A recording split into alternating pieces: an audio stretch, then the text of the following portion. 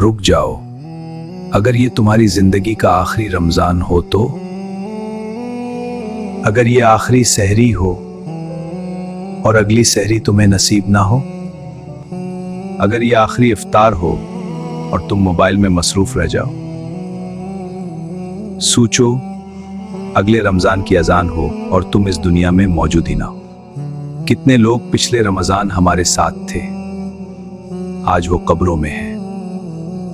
हम कहते हैं अभी वक्त है, लेकिन मौत कभी पता कर नहीं आती। ये रमजान सिर्फ महीना नहीं, ये एक मौका है,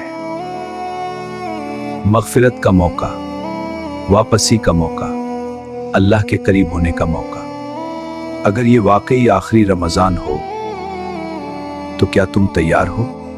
बदल जाओ उससे पहले कि वक्त बदल जाए। क्या पता यही रमजान तुम्हारी निजात बन जाए।